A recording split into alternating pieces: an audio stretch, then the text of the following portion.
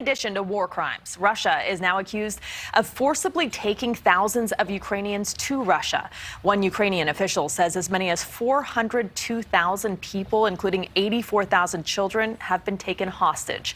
We're also learning Ukraine's second largest city of Kharkiv is running out of food, water, and other essentials. About half of the city's 1.4 million residents have now left.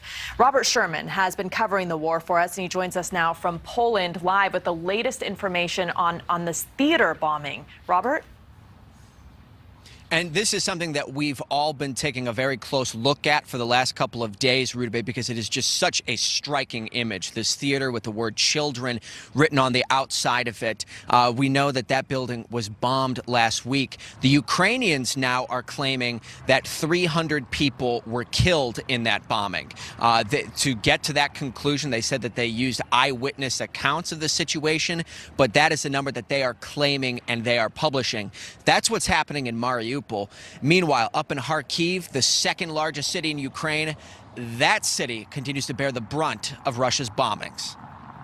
Over there in the distance, and there are constant shellings going on here. New video of what used to be a car dealer in Ukraine's second largest city. After recent shelling, the roof has collapsed and the rest of the building has been ripped to shreds. With bombings intensifying, families have moved underground, living in the subways below Kharkiv. Some have been there since the war started, only leaving to get some fresh air or to let the dogs out. Even underground, the war isn't far. On Thursday, a Russian missile hit 2 stops away from this subway station, killing and injuring several.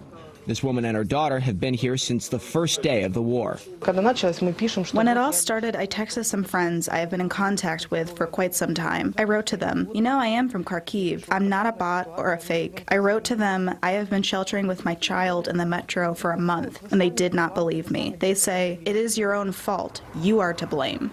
All things considered, they say they're doing fine and are better than others. Back above ground in Kharkiv, crews remove missiles and other debris from strikes. According to one report, some Russian missiles are failing at a rate as high as 60%. In war-torn Mariupol, video from a far-right paramilitary group absorbed into Ukraine's defense forces show a mortar strike on Russian vehicles. The port city of nearly 400,000 has nearly been leveled.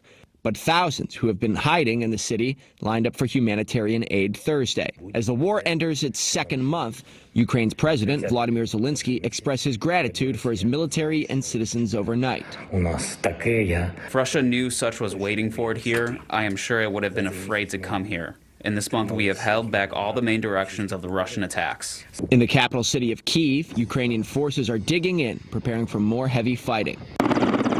This video from the Russian military shows a colonel presenting medals to Russian troops less than 20 miles from the edges of Kyiv.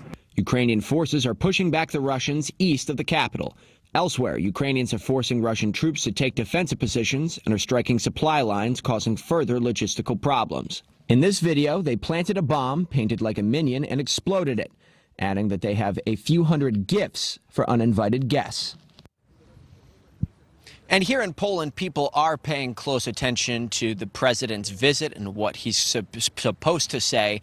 One thing that we have overwhelmingly heard here is that Polish citizens do want to hear President Biden confirm that he will and other NATO leaders will be defending every inch of NATO territory tooth and nail, and that's not just rhetoric. Rudabeh? Robert Sherman, thank you. And as of the Thank you so much for watching. Make sure to click on the red subscribe button below so you can get more of NewsNation's fact-driven, unbiased coverage.